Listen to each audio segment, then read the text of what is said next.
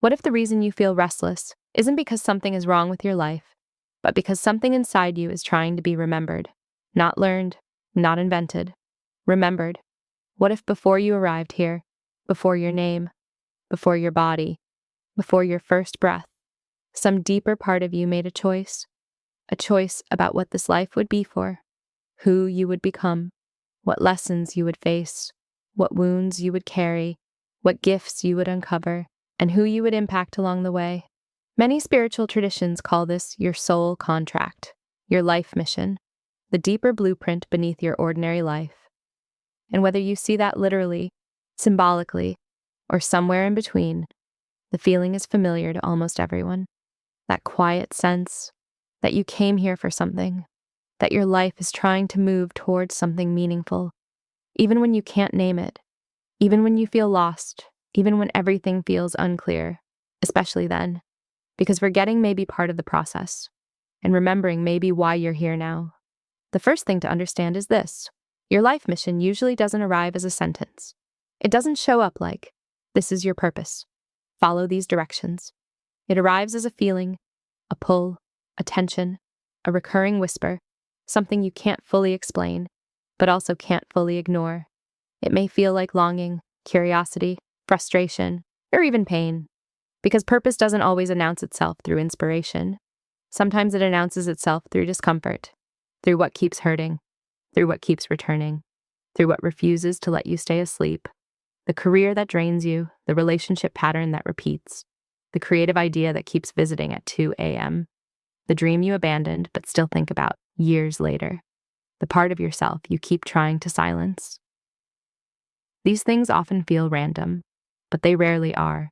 Messages from a deeper place, trying to reach the version of you living through daily life. And that's why remembering starts with paying attention, not to everything.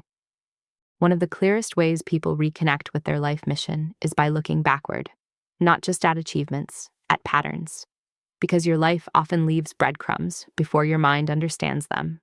Ask yourself, what fascinated you as a child before the world told you what mattered? What did you naturally move toward? What made you lose track of time? What felt effortless? What felt alive?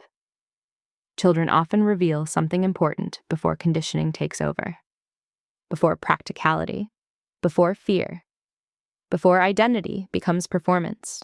Maybe you were always telling stories. Maybe you were organizing people. Maybe you were creating things with your hands. Maybe you were comforting others.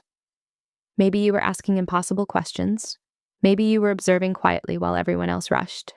That younger version of you may still hold important information, not because childhood defines destiny, but because it often reveals original energy. And remembering your mission often involves meeting the version of you that existed before the mask formed.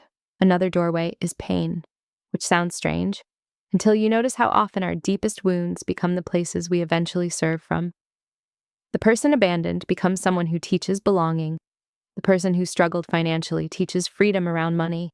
The person who felt invisible creates art that makes others feel seen. The person who suffered becomes someone who helps others survive suffering. Sometimes the very thing you wish never happened becomes the reason you understand something most people cannot. And that understanding becomes medicine for yourself and eventually for others. It may be connected to it, not the whole story, but part of it. A chapter that changed the direction of the book. But remembering your soul contract also requires silence. Because modern life is loud, constantly. Notifications, opinions, comparison, algorithms, urgency, productivity. Everyone telling you who to become, what to buy, how fast to move, what success should look like. And underneath all that noise, your own inner voice gets buried, which means remembering often requires stillness, time without input, time without performance, time without distraction, walking alone without headphones, journaling without editing, meditation, prayer, breathing, watching sunrise, sitting in discomfort long enough for something real to surface, not forcing answers, just listening. And the practice becomes learning how to hear again. There's also something important many people miss. Your soul contract may not be a job title. It may not be one grand external accomplishment. Sometimes your mission is energetic before it is practical, meaning you may be here to bring healing, or truth, or beauty, or courage, or protection, or wisdom. And that energy can take many forms. It can show up through teaching, parenting, building, writing, creating, leading, serving, listening, loving. Your purpose may not be a therapist. It may be help people feel seen. Your purpose may not be start a company. It may be create freedom for others. That's why chasing labels can feel empty, because labels aren't always the mission. They're just containers.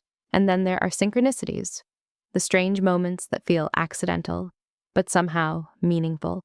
Repeated symbols, repeated themes, repeated conversations, books finding you at the exact right time, the same message appearing through different people, opportunities arriving when you're finally ready to say yes. Coincidence? Maybe. Meaningful pattern? Maybe. You don't need certainty to pay attention. You only need awareness. Life often speaks symbolically before it speaks clearly. And the more aware you become, the more connected everything begins to feel.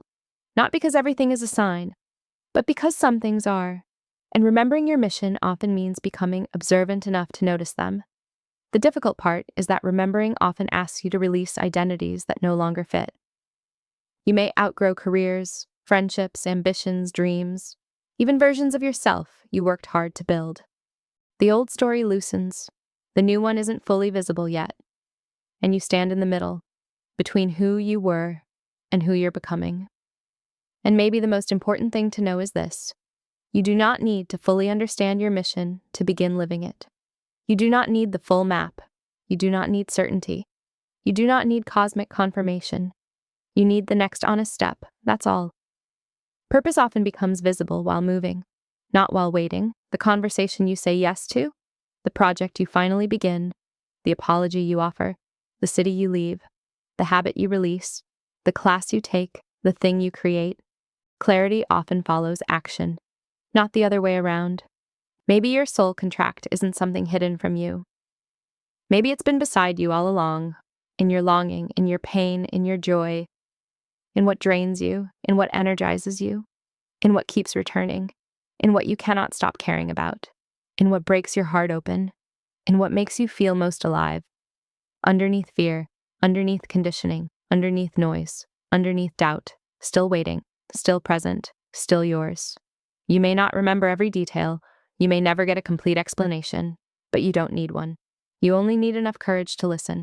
Because the truth is, your life may already be pointing you toward your mission. Even now, through every ending, through every frustration, through every obsession, through every question you can't stop asking. And maybe the reason you're hearing this now is because some part of you already knows. Some part of you is already remembering, and maybe this moment isn't the beginning. Maybe it's simply the moment you finally recognize the call.